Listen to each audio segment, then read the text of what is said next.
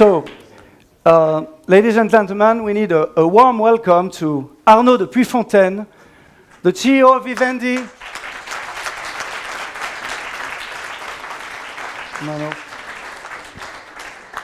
Who's here tonight, together with our great Dean, Franck Bournois.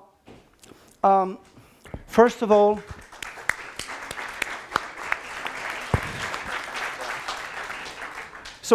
thank you so much, Arnaud, to be here tonight, because we know that you're from plane to plane, you're from takeovers in Italy, you come back here to London, to the US, you come back. Well, how do you do all this first? How do you speak a lot about convergence, but how can you, I have this ubiquity, how can you be there, all around the world, on the planisphere, how do you do that? You didn't tell me that you were to ask me this question, so I've got to do some thoughts. Some surprise questions tonight. Thank you very much indeed. Good evening to all. And I just learned that I had to make the speech in English, so I'll try to behave well. So how do I do? That's a good question, and I don't have the answer. I guess that probably this is because that's a fun job. When you see this corporate presentation, which is an interesting one when we are talking to our stakeholders, I do think that it gives a level of energy and fun that at the end of the day, rather than to ask the question, how do you do that? You just do it, and that's fun. Yeah, so to go a little further, how do you manage all that? Because we all know that entrepreneurs, creative people, artists in the creative industry have two characteristics. The first is ego. So, you're used to manage it. They are convinced that they are the only one who can make their ideas work. They treat the proposal as the center of the universe. And then they have a sense of urgency, as you know better than anybody else. They're always in a hurry, always want to do it now. Partly for competitive reasons, but partly because they can't think of anything else. They gather attention and assets like snowballs. So, how do you manage these risks? How can you make this happen? Thank you very much. Same answer. No, just to step back a little bit. You didn't change since 27 years. That's amazing.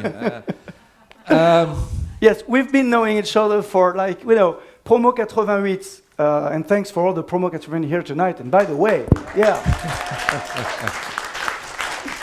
by the way, for all the students who are watching us, one day you're going to be Promo 2018. And I think Arnaud and I can hope that you're going to be like Promo 88. Happy to see each other regularly for the next 30 years. So let's hope you'll discover how great it is to share. So I know Franck, our dean, likes this. He likes this feeling. The feeling of sharing. We like to see each other, not only every 5 years, but we've kept this community thing. And this is true, and this is all the more true for Arnaud, who's always been, when anybody in his promo class of 88, had anything to ask or to say, it's always been possible to have some talk and to see Arnaud about any subject. And this is to thank you for this, Arnaud, tonight, because this is not the case of every CEO on earth. So thank you for this sharing with our class, and thank you for this sharing with the ESCP. Thank you. You made the answer then. Yes, this is a fantastic business school. I had a great time, great friends, and I think that it is as if yesterday we were gathered together. We have to enjoy every minute. And I think that when you belong to a community, you can be proud of this community. And when you can act and behave just to make the community greater, especially with a project which is absolutely fit for purpose as regards to the challenging economy and world in which we are living, I guess that being able to help each other and to spend time together is something that has no value. Coming back to your question about managing creative talent, Vivendi is a well-famous company that went through peaks and troughs over the past decade and more. Today, what Vivendi? It's important to say that Vivendi is an 11 billion euro turnover. It's divided in different businesses. We are the worldwide leader in music industry with a 40% market share. We are making 5.5 billion euro turnover in the music industry. And we've got Groupe Canal+, and Groupe Canal+ is the French operations, pay TV, free TV, some international business, which are growing very quickly, especially in Africa, Vietnam and Poland for the time being. And we've got a production company specialized in TV series and film called Studio Canal. This is a company which is currently which has entered into a new era 2 years ago, in June 2014. The previous management team and board has decided to split the telco operations and the media operations. And on June 2014, a new chairman and number one shareholder of the company, Vincent Bolloré, has been elected. And a new chief executive has been nominated, myself. So we've been on a journey which has been pretty intensive over the past nearly 2 years now. And we're going to talk about that, I'm sure. We've got a good ambition. And Vivendi, our vision is clearly to make Vivendi a worldwide leader in terms of media and content. This is a French-born company with a solid implementation in Europe, but with a worldwide ambition. And the industry, as we see it, the creative industry, is going through a lot of changes, radical changes. I like to call that like a Darwinian step. It's a reinvention of what the business is going to look like in a few years' time. But despite all this environment, at the very, very heart of the business, we are making business through the capacity to attract talent. That's true for actors, that's true for directors, that's true for producers, that's true for singers, that's true for artists. And tomorrow, if we build, which I hope is going to be the case, a solid business in the game industry, that's going to be true for developers, that's going to be true with people creatively focused in bringing entertainment and must-have content to users. And to do that, you have to put this creative environment in a context which is creating a business. Because creative business, you've got two things, creativity on the one hand and business on the other hand. And I guess that creativity without business, it's called philanthropy, okay? And business without creativity, when you are in the creative industry, we're just nothing. So if I take an example, you've got an example which is in the fashion industry. You take the story of Gucci. Gucci was in the doldrum, and there is a couple, and the couple was Domenico De Sole and Tom Ford. Tom Ford from the creative side, Domenico De Sole from the business side. They made from a business which was just going south and nearly bankrupt. They just re-energized the business. They just gave a vision. But there's been this kind of a very healthy combination of working together to create the kind of a right momentum which has, given birth to one of the leaders in the industry. But you can take the same thing with, when I was young, yesterday, still the case, by the way, you had Burberry, and Burberry was very old-fashioned, Tartan, a little bit, Sloane Rangers, as we call them in the UK. But I was really a company, very dusty, not very brilliant, etc. But to cut a long story short, there's been a combination. And in the last 5 years, you had Angela Ahrens with Christopher Bellet, the creative director. This is a couple which has reinvented a brand which is at the forefront of all this disruption of the fashion industry in terms of digital, in terms of distribution, in terms of the way to do things. Those are two guys. They were always late at school, nearly 30 years ago. So Eric de Montgolfier and Michael Aidan, yes, say hi and sorry, class 88. That's very cool to see you guys. So I'm taking some examples because we are exactly in the same logic. In our industry, we've got to convince Justin Bieber, very bankable, very great guy, just to be able to bring his talent to a company called Universal and to create what is a great guy. But the rule of the game is different with Rihanna, with Sam Smith, with Stromae, and so on and so forth. So we create a culture of being able to get this kind of dimension and relationship with creative people who are bringing their expertise, their savoir-faire, their uniqueness to a company like Vivendi, and our job is to create an environment which is going to make business, which is going to enable all the stakeholders to make money, and to create a 28 billion euro market cap company which has great ambition for the future. So there is no black and white answer to the question. It's to acknowledge what is very special to the creative industry, to acknowledge what is very special and unique to our DNA, and to create the very best environment in every part of the world in which we do operate, because France represents a bit less than 1/3 of our turnover. So we are truly a worldwide player from the time being. And that's part of what, Vivendi, we are talent. That's the core of our raison d'être. That's very important, and you are very good at, I would say, when to control and when to let go. And that's very important because in this industry, I mean, a lot of stars have generous back-end deals, they have lifestyle, and I mean, even if it's a failure, I mean, they're not dented by failure.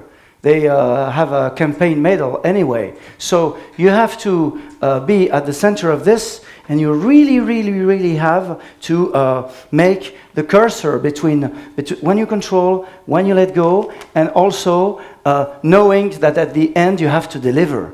And Arnaud, you're so good at delivering. That's why, if I were your competitors, I would worry by now.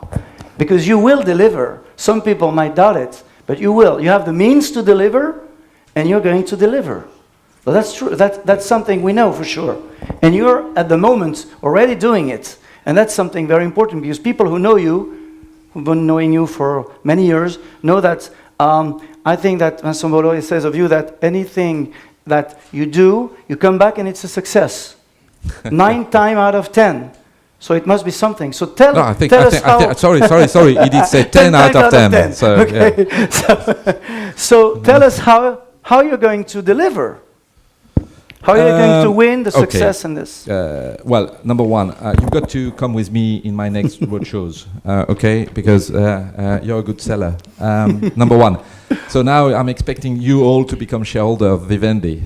We had a good ride today, so and many more things to come. That being said, I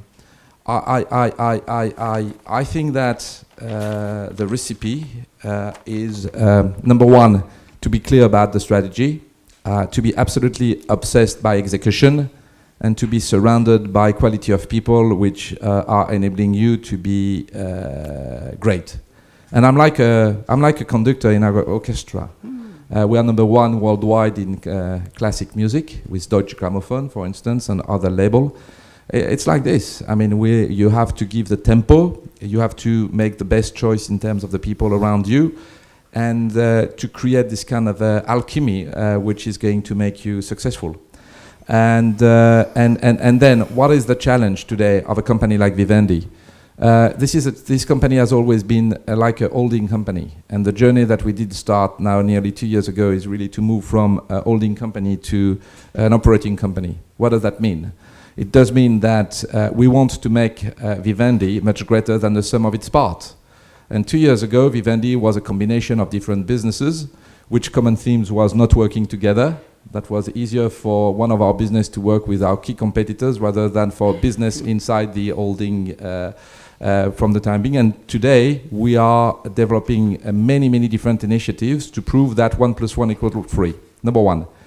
And we can do that because technology has completely changed the economics and the rule of the game in the industry. This is an industry that some time ago used to be seen in terms of what's happening in the music industry, what's happening in the production TV industry, what's happening in the publishing industry, what's happening in the game industry.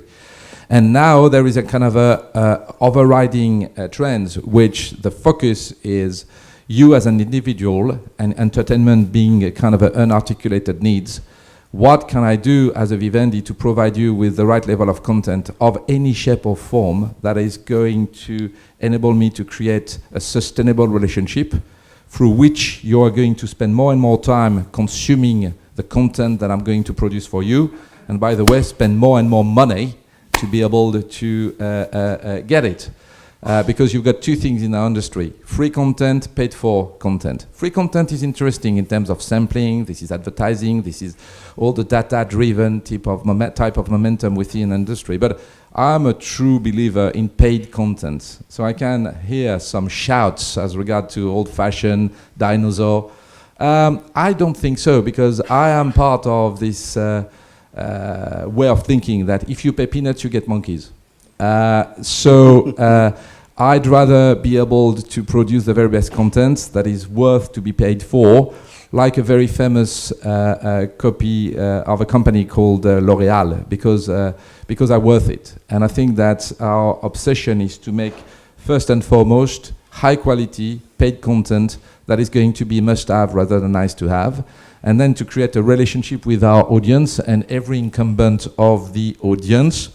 So this is Christophe Agnus. He's working at Vivendi, so he's a friend. He's an alumnus of our business school. He's a great entrepreneur, and he's late, which is quite bad for your career, but we'll talk afterwards. So this kind of a relationship with every individual in our audience is something that is of the essence. The other thing is, when you see the entertainment industry, this is an entertainment industry which is owned by the US. 80% of the value created is based in the US. English-speaking world, etc. And there is a unique opportunity for us as a non-US player to be able to tackle untapped geographies and opportunities. What do I mean by that? If you take the music industry, 80% of the industry is gathered in 5 countries in the world: the US, the UK, Germany, Japan, France. Full stop. Physical distribution, which was part of the story some years ago. Don't ever think about the possibility to create a sustainable business in physical distribution in Africa or in Asia. Okay? Now, for many different reasons, you have to know that we've got more than 2 million subscribers in French-speaking sub-Saharan Africa. Those are customers that are paying more than an average €17 per month to get a pay TV offer, and with a double-digit growth year on year, because entertainment is highly related to the development of middle class. When you are middle class, you've got a certain purchasing power. When you have paid for your food and your home, the two other things that you're going to spend is a kind of entertainment on the one hand, leisure, and some other type of consumption. But so we are, the business is highly correlated to that trend. That's part for Africa, with a great, fantastic initiative from some telco operators, which are making the relationship with our customer much easier than, for instance, in France. So that's one thing. But in Asia, that's a different logic. In Asia, we couldn't make any money. You know, when I joined Vivendi, I remember a discussion I had with Lucien Grange. They had in Palo Alto, no, not in Palo Alto, in Santa Monica in LA, of our music business. And Lucien told me that Universal had a hit in China. That was a compilation of Bob Marley. I'm a big fan of Bob Marley. And I told him, so how many copies? You know, they say, well, 15,000. So that was a big hit. That was blockbuster. 15,000 in China. So I mean, obviously, no need to say that it's just peanuts. But now, with digital distribution, with some potential partners like the Alibaba, like Tencent, like many of those type of player, they see entertainment as part of their proposition with different type of angle, and they're there to make money. So I like people who wants to make money through what we are producing. So we've got a common objective and alignment on the one hand, but also they've got a position in the market, which in a position where in the physical world nothing can be done, now we can build a sustainable proposition. And we're working on that big time. So the other thing is to address the world in a way that is going to offer opportunities where a company which is maybe more international in its mindset, in its culture, in the capacity to manage differences, create a unique selling proposition for a company like Vivendi. And last but not least, the entertainment market used to be also very local, and now it's becoming more and more global. And why? just because technology is providing with the possibility to create players that are changing the world. Spotify is a business which has a value of 8.5 billion valuation in dollars, no, in euro. And this is a company that in streaming is #1 worldwide and has created the possibility to move from downloading to an experience, which is the experience of consuming music product with a streaming capacity and reaching its scale benefit. And Spotify in France is Spotify in the US, Spotify in in every country in the world where the company operates, create an amazing company, an opportunity for us to reach a worldwide audience. As Apple Music is currently building, we sold to Apple last year Beats Music, Beats that started by the Beats product, and then after moved to a streaming platform. And Apple Music has been built on this platform and has created the possibility. It's been launched in June 2015 and reached 11 million subscribers a month, which is pretty good, and creating a worldwide approach. Well, we've got the same thing in TV.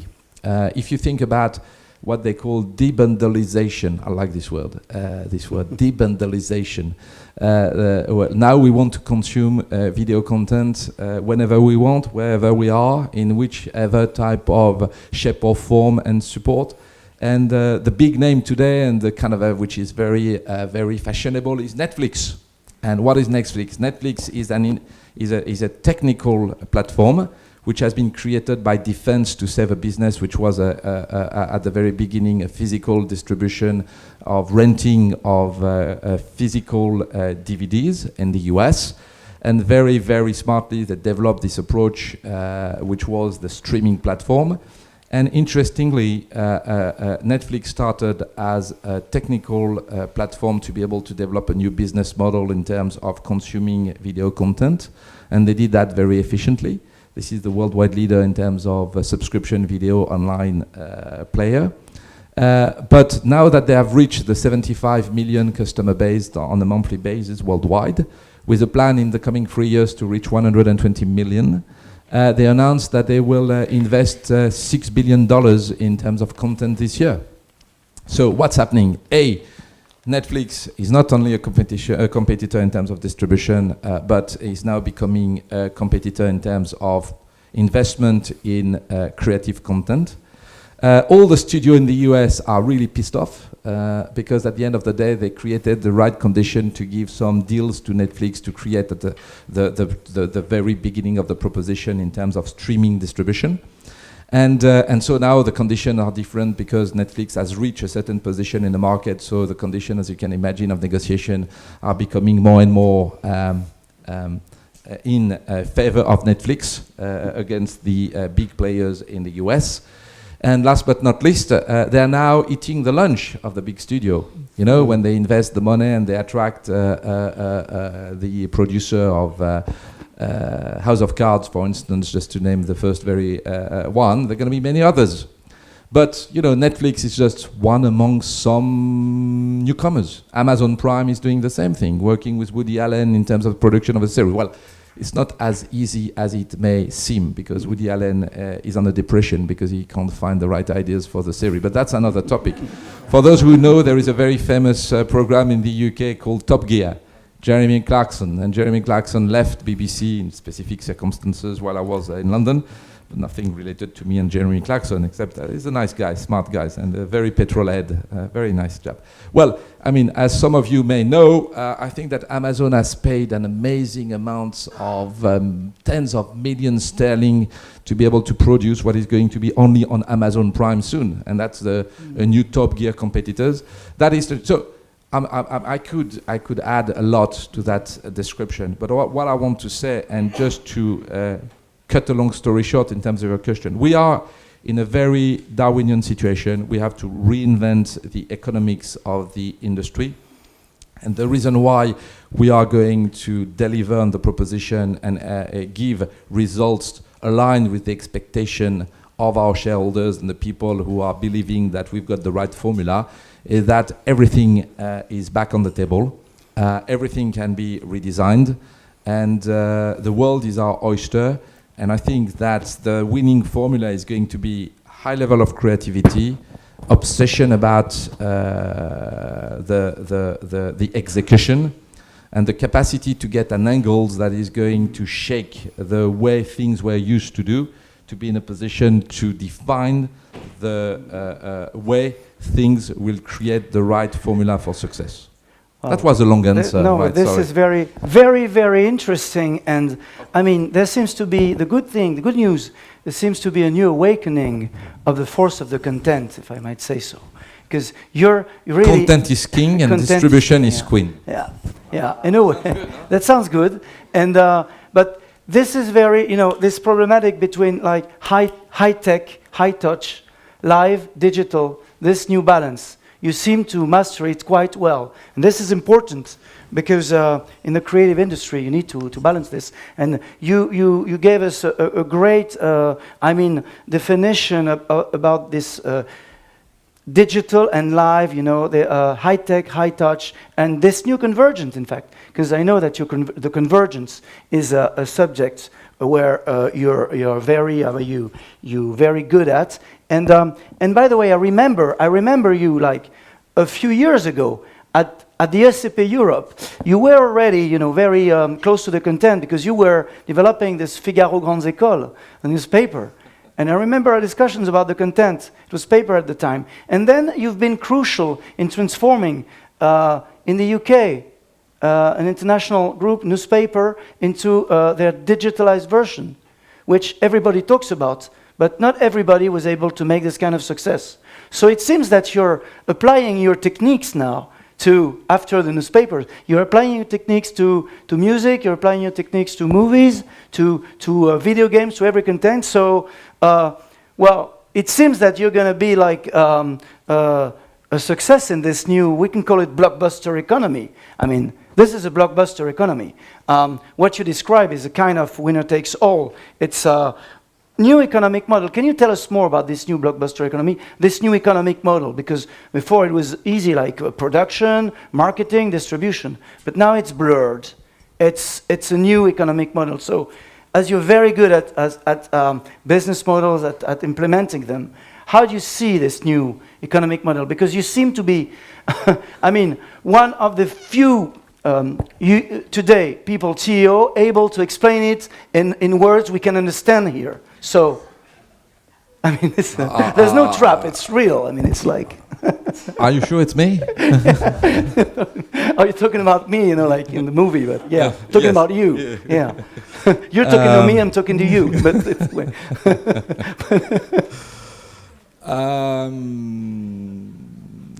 thank you for your question.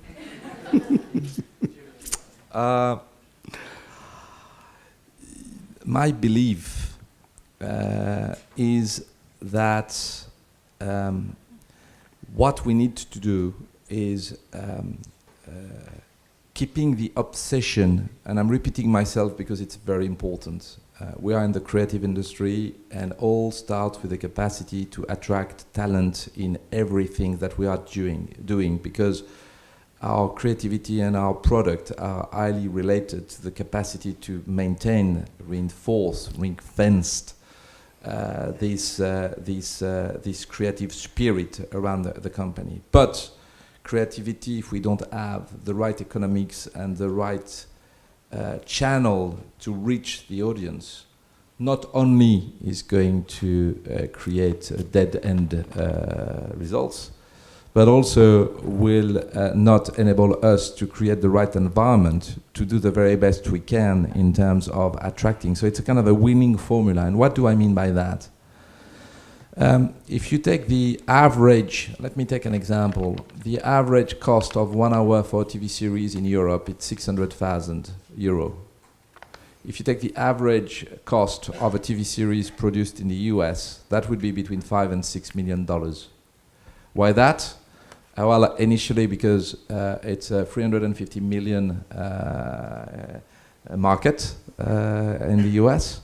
And then after, because you've got all the savoir-faire and the development and the expertise of this kind of a US touch as regards to the TV series.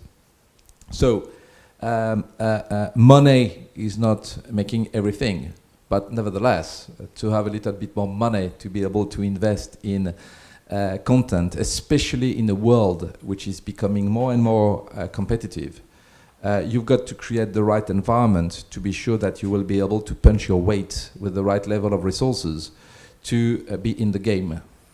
So to do that, and I'm coming back to the Netflix example, Netflix 120 million in the coming 2 years subscriber base, we need to create our other plan. And what do? We maximize the initiatives in building a network to get access to consumer. And our plan is, despite the decision made by Vivendi in 2012 to split the media, entertainment and content operations from the telco operations, that's been done. We completed the process with the sale of our GVT cable operator in Brazil. We sold the SFR to Altice in 2015. We sold Maroc Telecom at the same time. So we have really disposed of all the full ownership of telco operators. But while we were doing that, we started to create other kind of strategic relationship with those guys and other guys, for some of them, to be able to build this network. And we have very special and in-depth relationship with Telefónica, which is very, very important in Spain, obviously, but also in South America. And we have started a journey in Italy. And the journey is with Telecom Italia. And Telecom Italia is an amazing company, which we became #1 shareholder. We have a 24.9% stake. It's a consideration of a 4 billion euro capital allocation. We think that there is a fantastic story to be written there. But what we do is we take a position in a company that is currently investing a lot in terms of infrastructure, what they call the ultra banda larga. And, well, in fact, the banda ultra larga, should I say, the other way around, which is creating this kind of a motorway of distribution of content. And in the telco environment, you know, telco, over and above what we see, and we saw it in France recently, is there a sustainable business for 4 telco operators in France? No. So the question is not if, but when the consolidation will occur. So it peaks and troughs. It's like a TV series. That could be a good scenario, by the way. But at the end of the day, on the long term, the profitability that needs to be rebuilt from telco operators with the level of investment, with 5G, with all the things which are currently, will just occur, not by voice, but with data transfer. And the two kinds of data that you can have that will rebuild and will make customer pay for is content and service-led type of product. So we are the best partner for those telco operators in terms of building the right content in any shape or form to justify their clients to pay more. So an open reach type of possibility, because we've got to be very cohesive with our competitors in terms of distribution, because we need scale. But if we've got preferred relationship with some of the players in a different market, we create then the right access to a very, very big potential customer base. And we create another option, a kind of a plan B or a contingency plan to what is currently the Netflix approach. And if you think that due to the net neutrality, those big players like Netflix, but you can talk about all the other GAFAT, I mean, you think about YouTube and other type of platform, are just eating the bandwidth of those telco operators. If you get a kind of a win-win type of formula between telco operators and players like us, then you create a sustainable business model. And this is what we are doing. So redefining the capacity and the obsession about the content and the product and the quality of the product and so on and so forth. So coming back to my initial comment, but at the same time, being smart in thinking about distribution and the way to access a customer base that tomorrow, I mean, you know, Telefonica, it's a 310 million customer base worldwide. You take Telecom Italia, it's a 110 million customer base worldwide.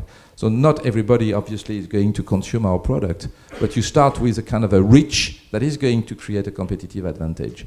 And in distribution, we have very, very strong relationship with the Spotify and Deezer, for instance. We are a shareholder of those distribution platforms. I mean, those platforms are used by our competitors, but at the end of the day, what I want is to make sure that if you are a customer of Spotify, for instance, you will spend more and more time in consuming the Universal Music product and songs than the other one, because the remuneration we got is based in the market share in terms of consumption. So this is this kind of a formula. We do exactly the same thing with Dailymotion. Why did we buy Dailymotion 1 year ago? We bought Dailymotion because the only common theme in terms of content owner and YouTube is that none of the content owner are making any money with YouTube. You've got the 48% YouTube tax on advertising with a kind of a low yield in terms of advertising. You can't make any money. So you can't at the same time invest in quality and creative content and must-have content while a business model funded by low yield in terms of advertising. There is no sustainable business model. So high quality content on YouTube mixed within the user-generated content to get the mass is a kind of a dead end. So we decided to think about with YouTube in terms of having the special type of product. And you may have seen for some of you this red YouTube, which is an offer, which is a paid for, which is a higher quality, which is one thing. But we want to be in a position to be very friendly with content owner. And with Dailymotion, our plan is to create an offer that is going to provide a sustainable moneymaker proposition to content owner in terms of distribution. So if you take the subject of distribution, telco operators, our savoir-faire in terms of cable, digital terrestrial TV, direct to home, which is satellite type of technology, we've got an expertise in that through our different businesses. What we do with the telco is clearly what, in my view, is going to be a winning formula. And all this expertise that we use and we develop in the relationship in initiatives which we have in other parts of the world, like in Asia or in Africa and any other type of opportunities, is creating a winning formula. So this is our vision. You know, I like to see some analyst report and they say, well, we don't understand the strategy. What is the strategy? Number one, in a very highly competitive market, I'm not going to share everything out loudly because I want to keep some secret, number one. Number two, I understand people say, but we don't understand. You sold all the telco operations. Why do you invest the money in the relationship with things? I mean, there is a big difference between having the ownership of a telco or to be a strong player in the telco environment to be able to leverage and to build this story, okay? And the other thing is, well, we don't know why you have sold Activision Blizzard, and now you're trying to come back in the game industry with what we are currently doing with Gameloft and Ubisoft. Very different stories.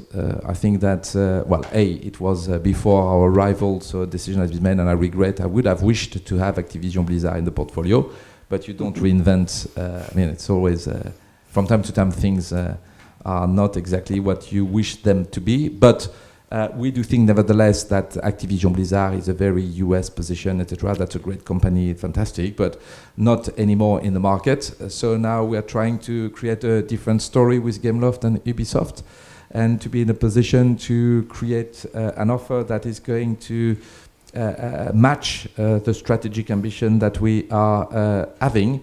But there also, it's very consistent with what we want to build, but it's always skepticism about what you do. And it's even more the case when you've got such a big legacy, and Vivendi has a legacy.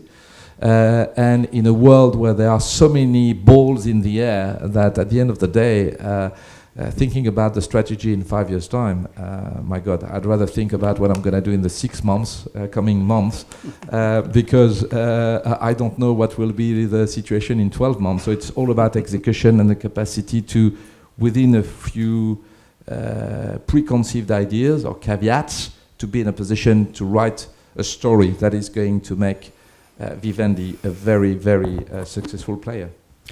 So, listening to you, besides being the right man at the right time at the right place, which is the case. Well, you say that.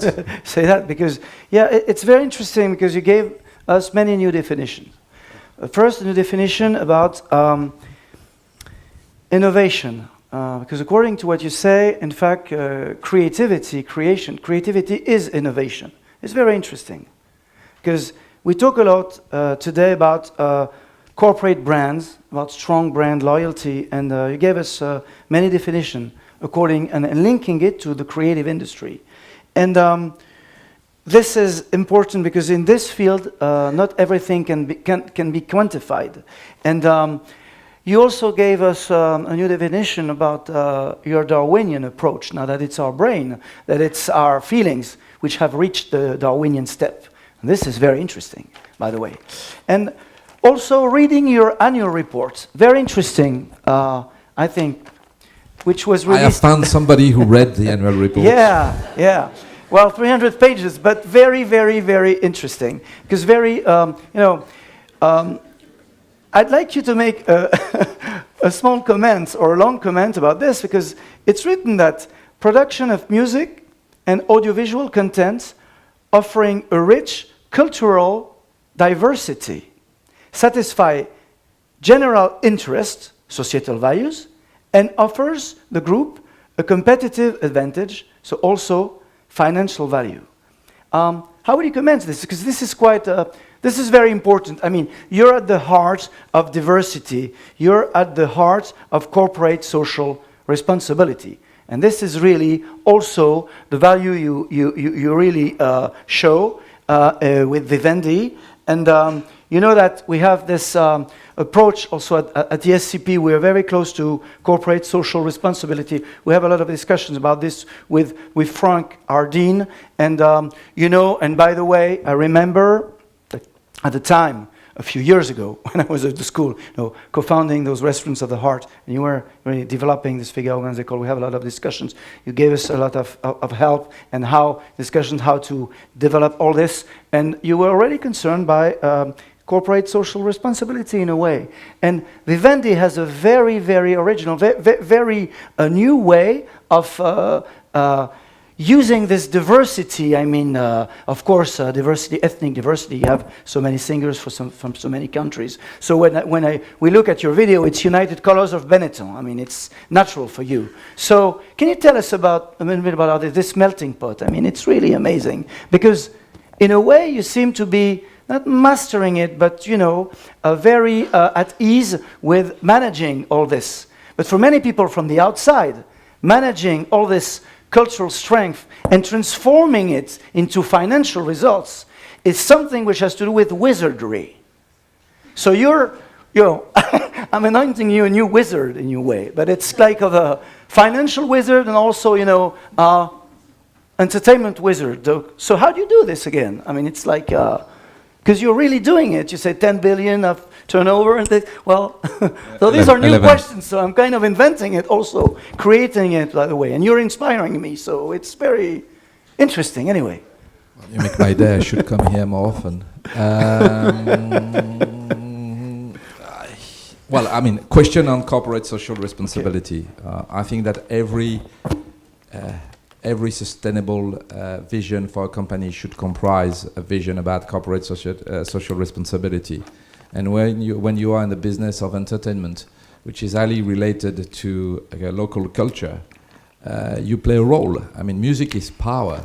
Music is amazing. I mean, you listen to music everywhere in the world, and there are different tastes. In our global position in music, we are making 40% of our business in what I would call like worldwide IP. The Beatles, the Rolling Stones. We've got Sam Smith, Stromae, Kanye West, Rihanna, Justin Bieber, James Bay, and others.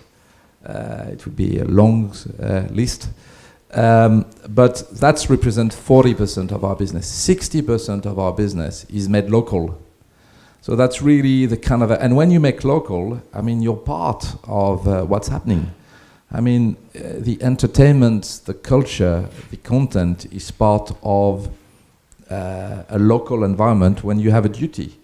And I think that this duty is making us investing in new talent, in scholarship, in investment for some initiatives, because we're part of the kind of a day-to-day life of the different country in which we do operate. And this is what we do. For instance, let me give you an example in Africa.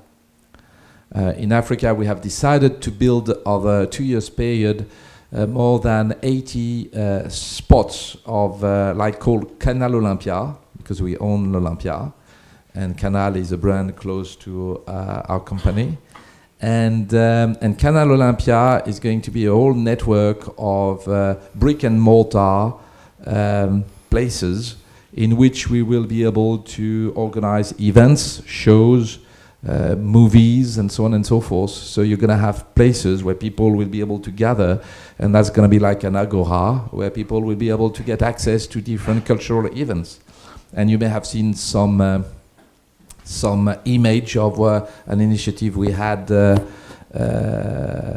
last June, if I do remember, and that was completely amazing. A big concert. We were expecting 25,000 people, and there were 80,000 people coming to the event. So there is a kind of a need, and again, it's a kind of a winning formula. It's really to position Vivendi as a company that is going to accelerate, trigger, foster all the creative content, and then gather all the initiatives and to be part of the community. So I think nothing very smart, nothing very brilliant, just as a matter of fact. Culture is at the heart of what you do. Entertainment is part of what is making life great. And how many people, when the music you like, everybody's got a kind of a taste, etc. This is something that is really stimulating music, isn't it? So you create this relationship, and you create something very special, and you do that in every part of the entertainment. I mean, part of the job of an entertainment player is to entertain. That's a good job description, isn't it? Yeah. Well, what is very interesting also is that listening to you, there's this notion of calculated risks. I mean, you take risks, but in a way, it's also kind of, calculated risk. You have to, I do remember when I first joined an international company. That was an amazing company called EMAP, and EMAP became a FTSE 100 company. And I had a great chance, because it's all of the people you meet, and it's to be able people you meet, and appetite, and the capacity to create the right condition that are going to enable you to be part of a story. And EMAP got into the French market with a kind of a vision which was very different from the way to do things in France. And the chairman, his name is Robin Miller, now Sir Robin Miller, a good friend of mine. And Robin used to be the editor-in-chief of a weekly magazine called Motorcycle News. In the UK, they're very keen on that. There was high distribution, etc. To cut a long story short, EMAP started from a regional type of operator and built a FTSE 100 media company in the B2C, B2B, radio, TV production, and so on and so forth. And when I took my first job as a CEO of the French operation, I joined the things, and then after 2 years after, I became the CEO of the French operation. And Robin told me that running a business, it's exactly like to ride a bicycle, a motorbike. If you're very fond of a motorbike, and you don't fall off, that's to say that you don't try hard enough. And I think that in terms of the industry, there is no kind of a special recipe. You create a very great environment, you test, you try, you fail, you learn, you develop. I mean, every artist, I've got so many people. In the music industry, for instance, we've got something like A&R. A&R, it's called Artist and Repertoire, and that is the money you spend in terms of spotting the high-quality star of tomorrow. And we invest $800 million to be able to spot the young, or not young, men, women, who are going to make our success of tomorrow. And not all the money we invest is going to be a blockbuster, far from that. But the point is that we create this culture of trial, this culture of getting the skills to spot the people who are going to make a difference. And we keep all those philosophy, which I really do like. If you don't try hard enough, and you don't fall off, you don't fail, you will never reach the full potential of what you can do.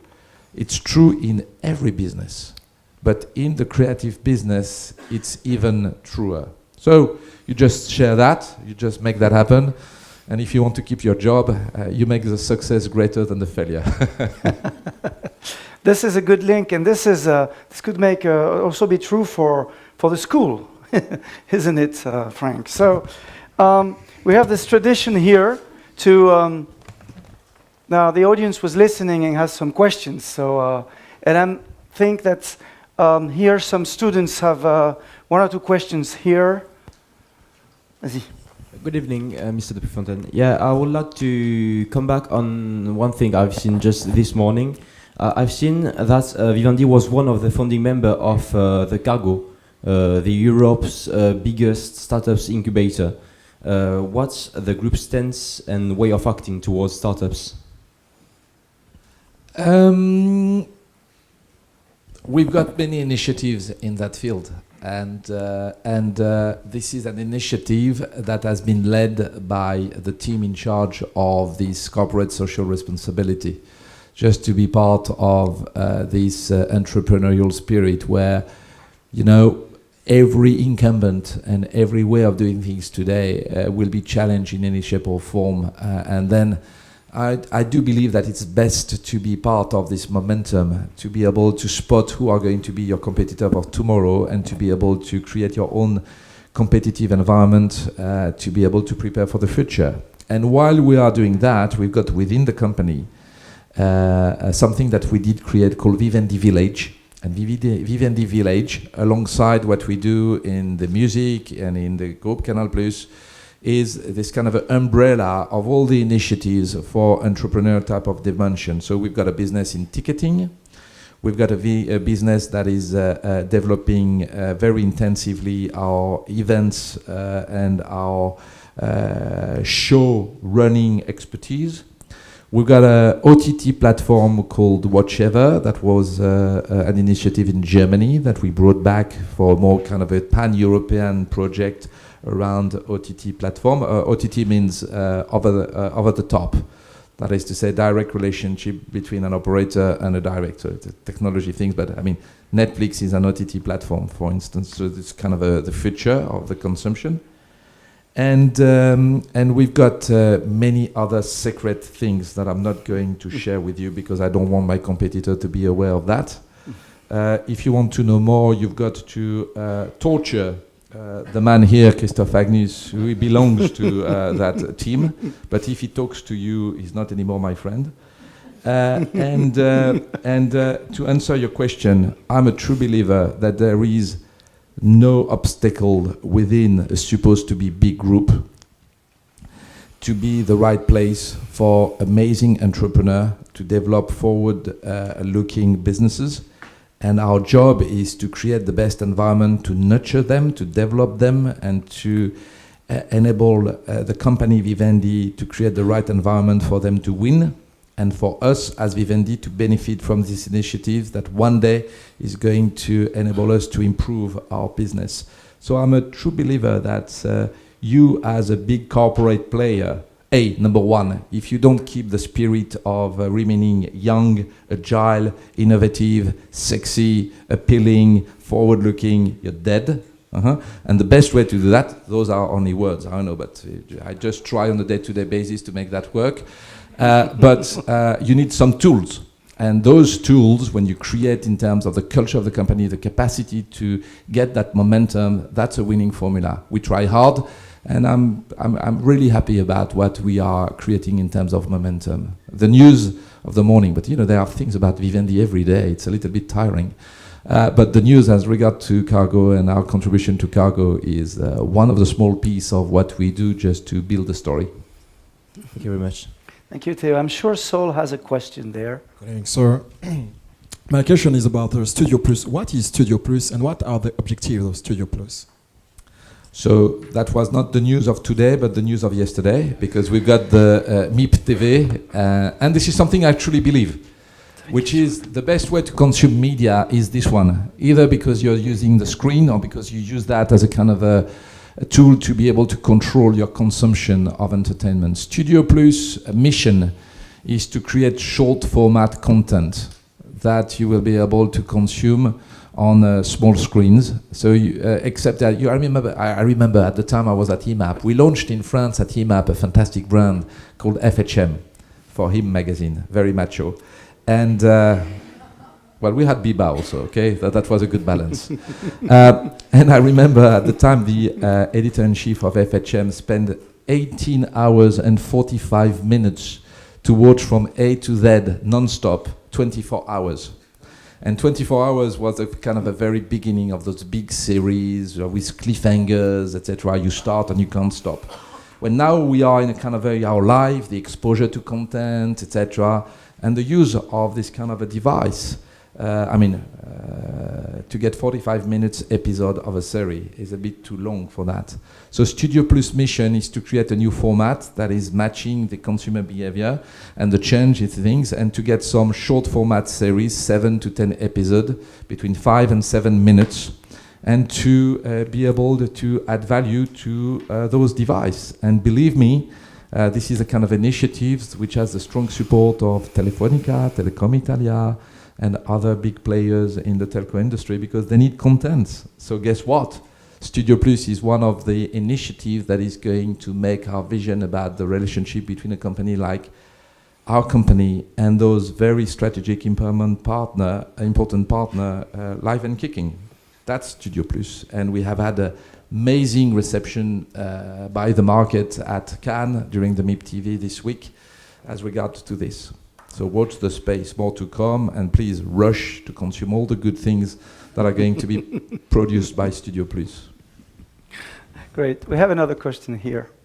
Mr. Puyfontaine, thank you very much for your speech. It was the information you shared with us was very inspiring, and I would like to ask you about your career. When you just started your career, you did your first steps in the entertainment industry. Did you have a mentor or somebody who guides you or somebody who gives you advice? Good question. That's a very interesting question. I wanted to become a doctor.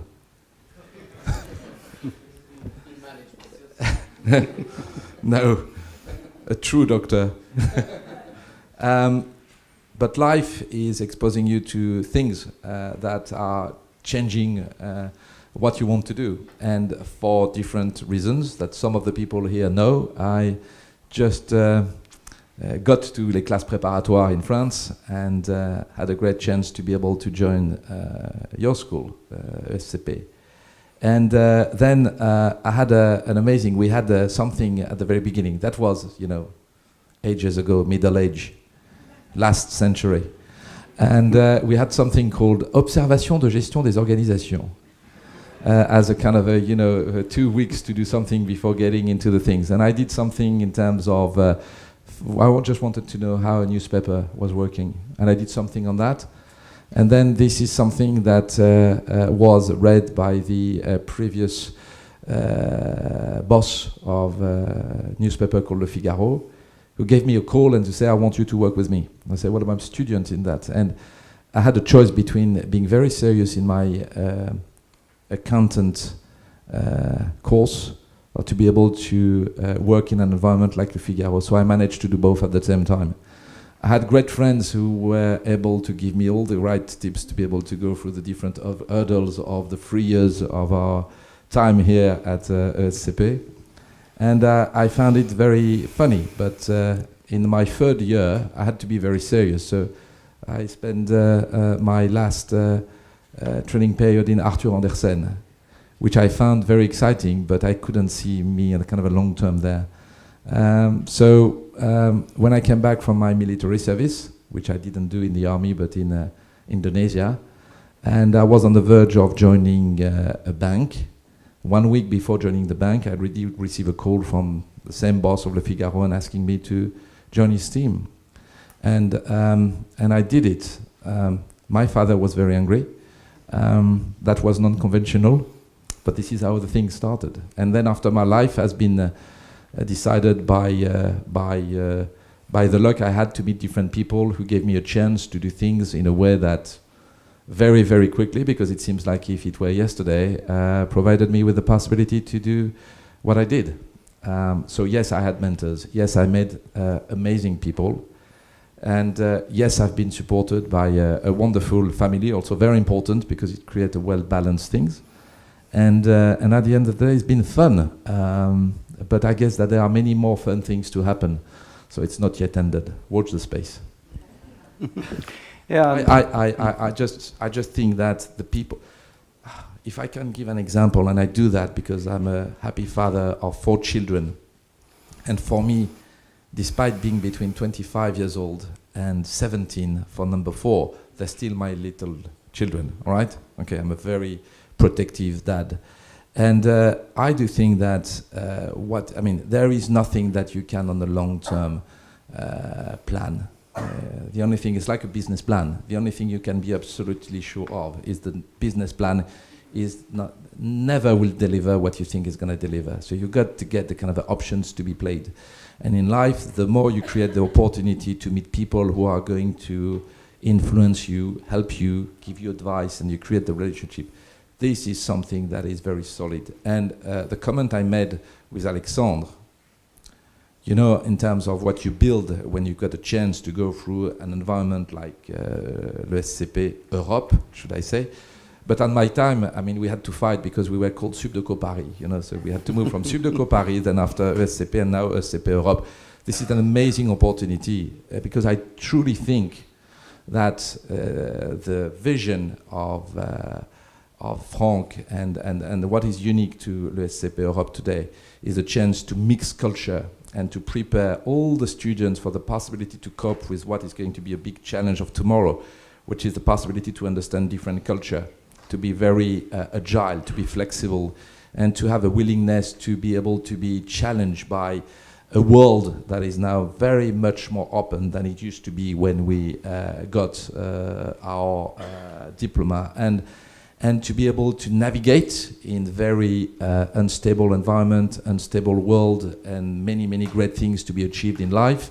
The people you meet and the people you're going to trust and the people that are going to influence what you do have been absolutely essential. And there have been 4 of them in my life, and this is something that I will always thank them for that.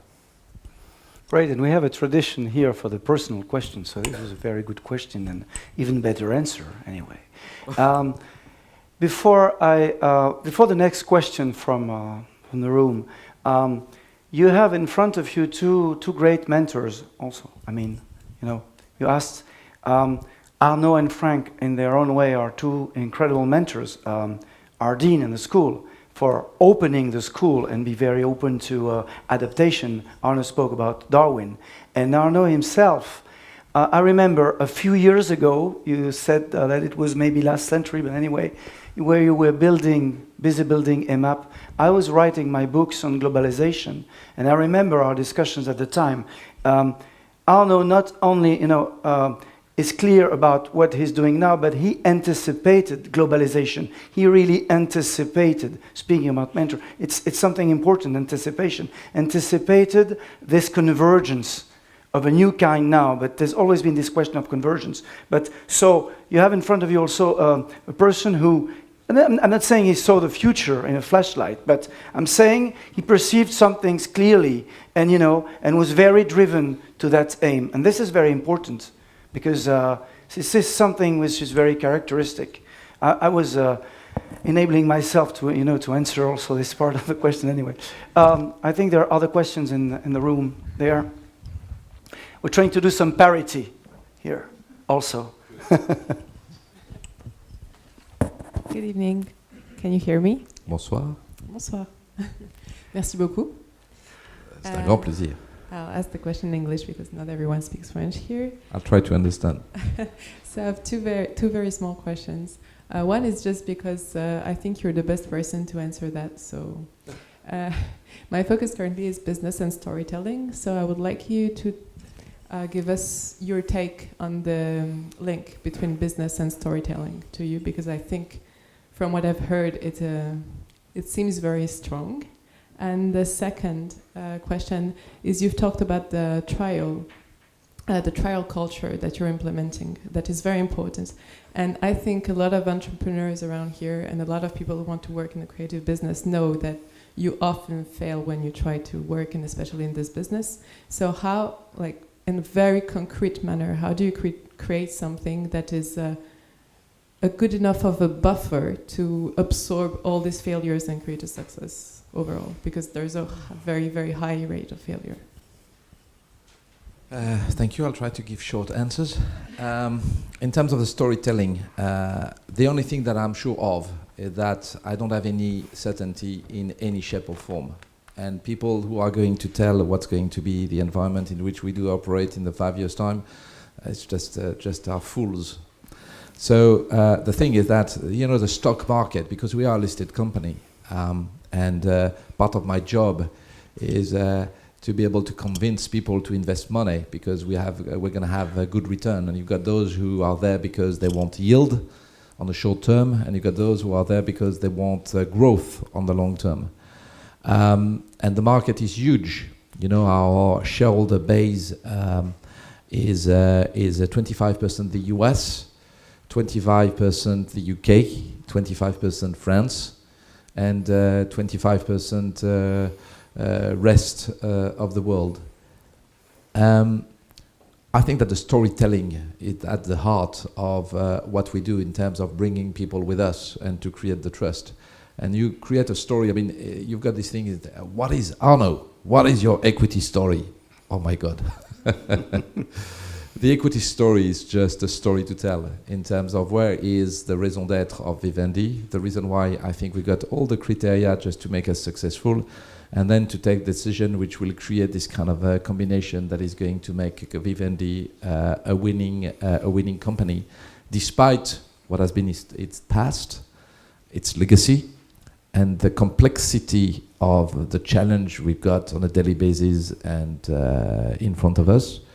But if you stick to your guns and you know what are your ammunition, and you create for good a good storytelling, because you're going to bring the people with you. But if through the storytelling you deliver on what you say, that is to say you tell and you share what you want to do, and you do what you said you would do, then you create this kind of a relevance, credibility, and you create the winning formula. So in every aspect, from the very corporate, financial market, and so on and so forth, to the people you attract, to the talent you bring on board, and to the story and what you do on a daily basis, it's all about the storytelling. So that's a good thing. I mean, what Vivendi stands for, we stands for storytelling. I can use that. I will use that. Thank you for your question. Mm-hmm. Very inspiring. The second thing, what is currently happening is the social media, the platform, the globalization of the industry. I mean, everybody is a talent on its own right. So you've got more or less skills, etc. But can you imagine the number of people who could have been fantastic stars, but just because they hadn't the luck or the willingness, or whatever you call that, to be there at the right place at the right moment, to be able to crystallize that. So many people are lost into translation. But that's life, isn't it? So our job is to be very smart in creating the very best organization worldwide to be able to spot the talent. So we got people every night in Paris. In Paris, every night, everywhere, you got people just spending the night, meeting the people, attending shows, attending, things, etc. You got people spending days and nights on the internet to be able to see all the initiatives on YouTube and the kind of a young talent just trying to be part of that. So part of the challenge of our industry, because theoretically the access to talent is not only something that is going to become wider and wider, greater and greater, the capacity to develop the right approach, to be the one to be able to spot the talent that are going to make the success of tomorrow, is creating a competitive advantage. I do believe that being able to be content neutral in the way we do operate and the way we want to build Vivendi, is providing us with a scale effect, which is giving us the tools to be at the forefront of this talent innovation. And this is it. So I don't know if exactly I answered your question, but I tried.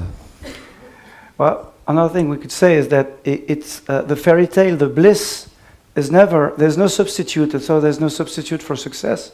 But we say that a country which is successful is a net exporter of its culture. So there must be something here. And by the way, before I'll ask maybe one or two last questions, I have one about, you kind of gave us a new definition of research and development, because usually in this field, there's no clear definition of research and development.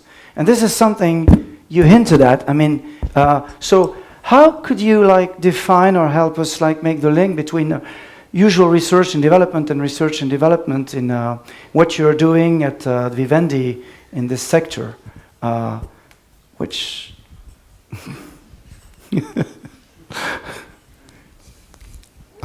What we do is that we build all the tools which are providing us with the right approach in terms of spotting the talent in the digital world, because more and more people, I'm repeating myself, are first and foremost start to try to create awareness around their talent on digital platform.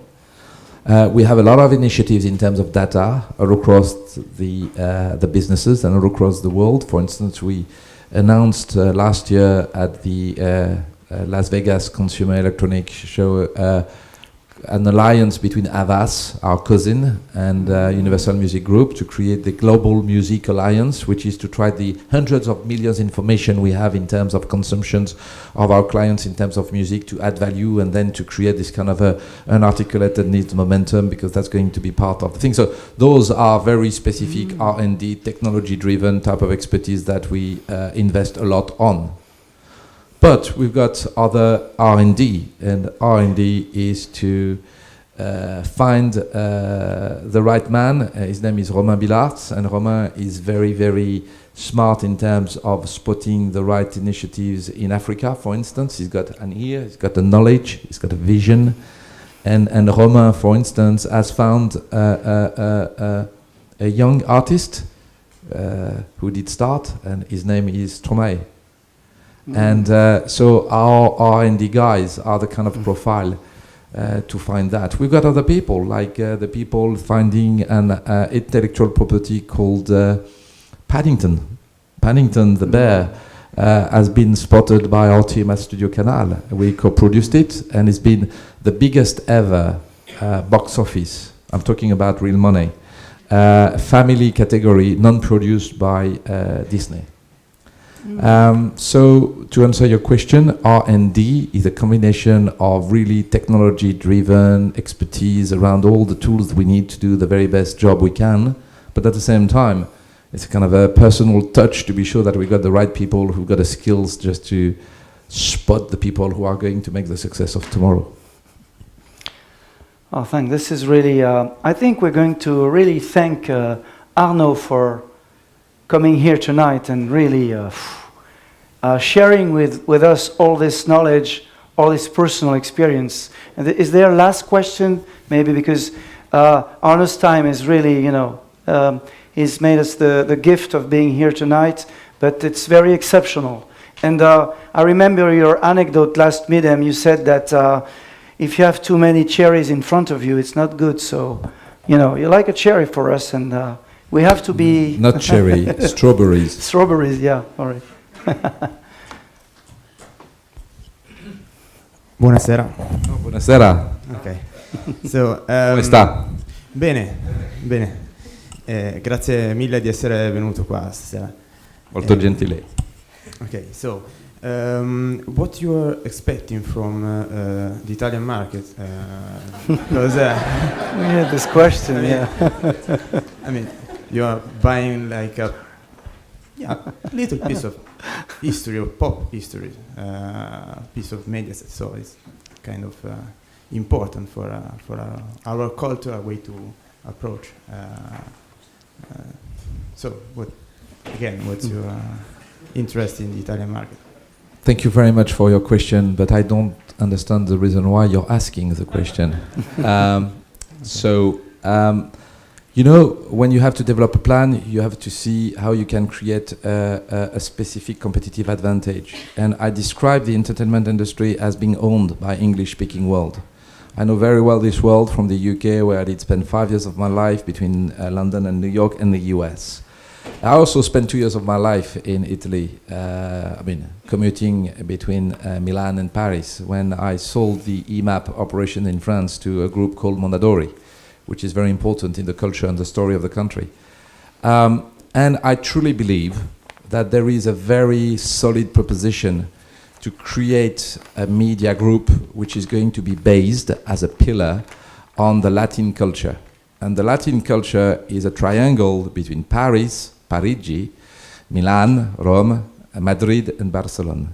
So I want to create a company which one of the unique selling proposition is going to be based on the possibility to make as a selling proposition the point that we're proud of our Latin history, and we can really reinvigorate and modernize and position worldwide this common cultural past. So I know Italy. My chairman knows quite well Italy, Vincent Bolloré, and he did a lot of things in the country. We are very bullish about the perspective of a growth of Italy. I think that many countries should and deserve a leadership of a man who is courageous enough to shake the rules and the way to do things, as Matteo Renzi is currently doing. And when I see the structure of the market, as I told, Telecom Italia is a great company. We are there to be able to develop an infrastructure that has been stalled during too many years, and we're going to be there because we need the infrastructure to distribute our content. And because in the world of this alliance between content and distribution, we do think that there could be other opportunities in Italy. And I think I read in the press that people are saying that we may be in a position to do something with Mediaset.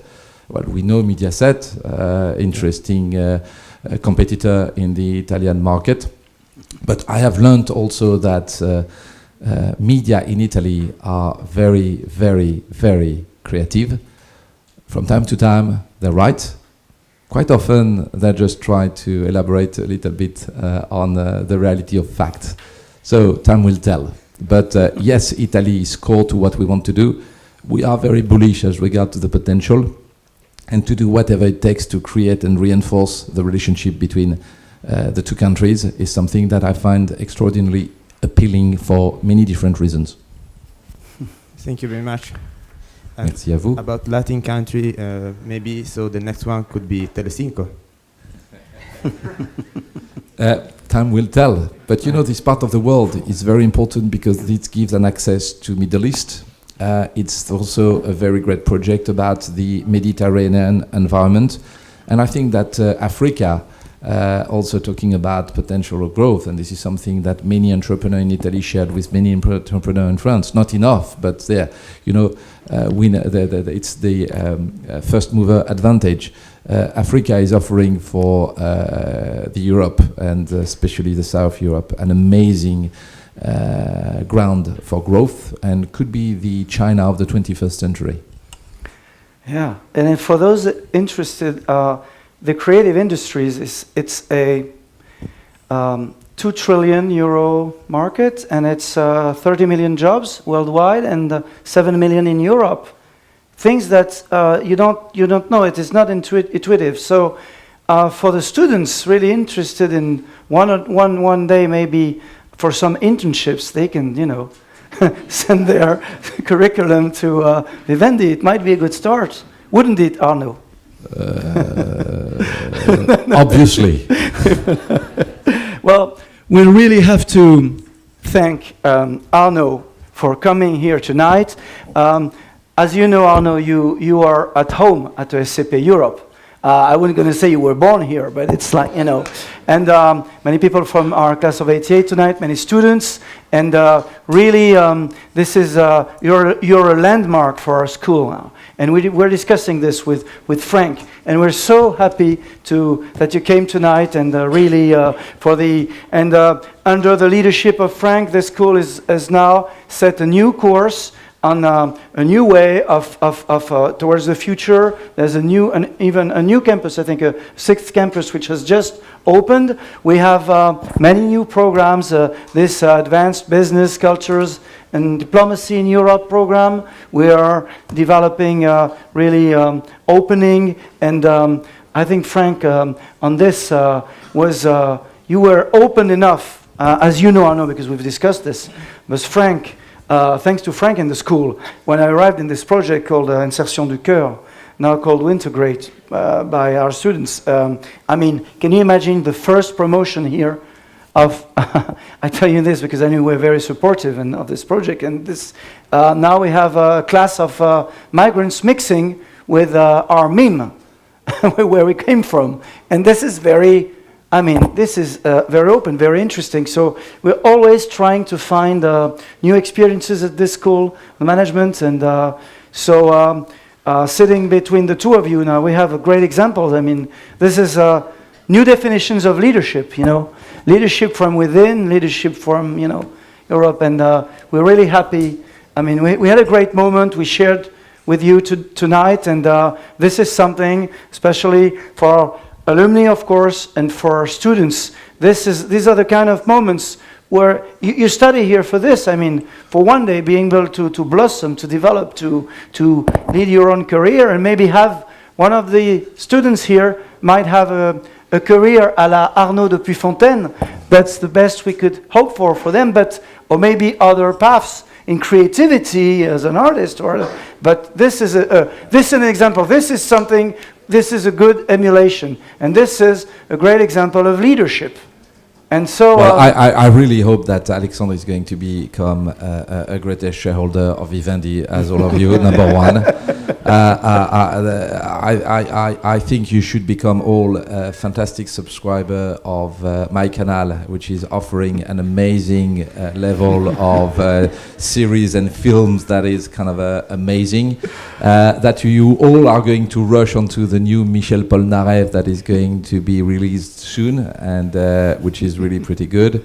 And as regards to the next Rihanna show in Paris, please come. She is quite an amazing performer. So the only thing which is important is and coming back to your point, I think that every people here has got all the skills to be able to do great things, and all the people that are on camera, but I know probably some of them in the different campus. And the only thing is to have fun and to enjoy, and just to keep the feet solidly grounded in the reality, and that's what is important. And don't say such things. It seems to be like I'm an old man, etc. And I feel like a young man and so many things to do. So it's just the very beginning, and that was a great pleasure for me to be here, because it's like to be back to school, and I've got so many friends here that it is as if we were all together here yesterday. So that's pretty emotional. So thank you very much to have provided me with this opportunity.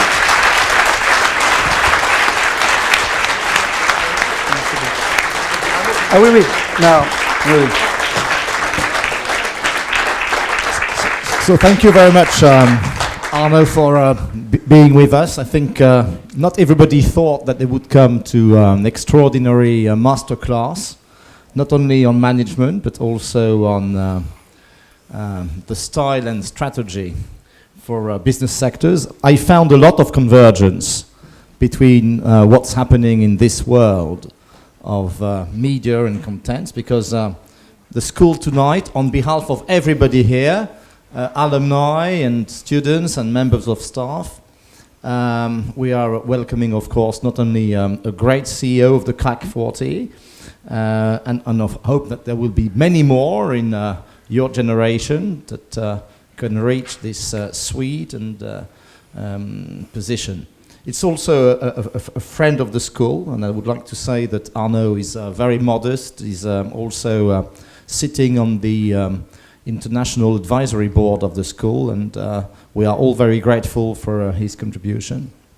And of course, as you have heard, is a visionary and is also helping the school in that respect. There are convergences, I said, because the school is moving forward and we are the best European business school, and we have to move on and keep that leading edge. The school is now offering more and more programs from the bachelor program that was started in London last year and moving around across Europe, specifically Latin Europe and back to Germany. So it's a big move. I would also like to say that the school is progressing remarkably in terms of its international agreements with and connections and cooperations with international university. I was in China with the Dean for International Affairs, and it was a fantastic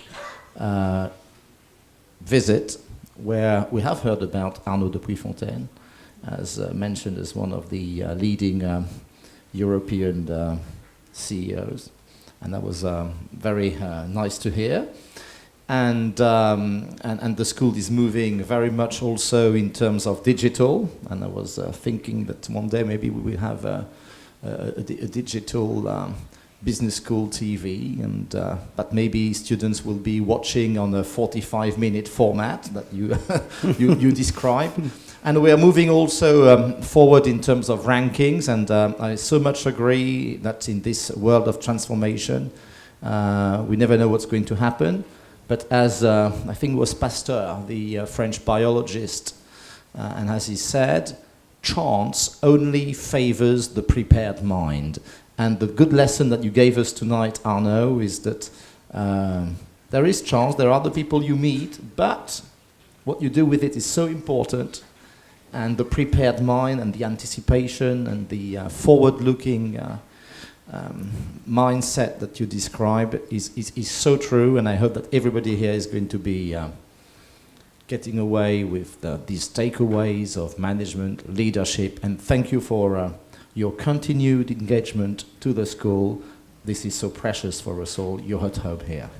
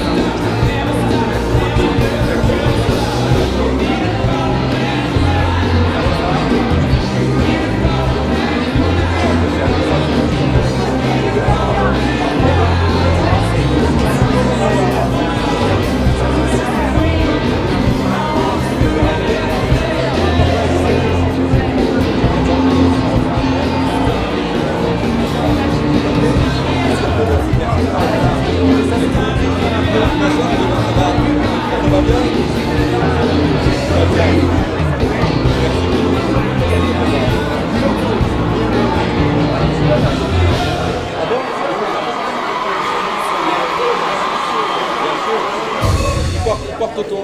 Il fait quoi? D'accord, oui, bien sûr.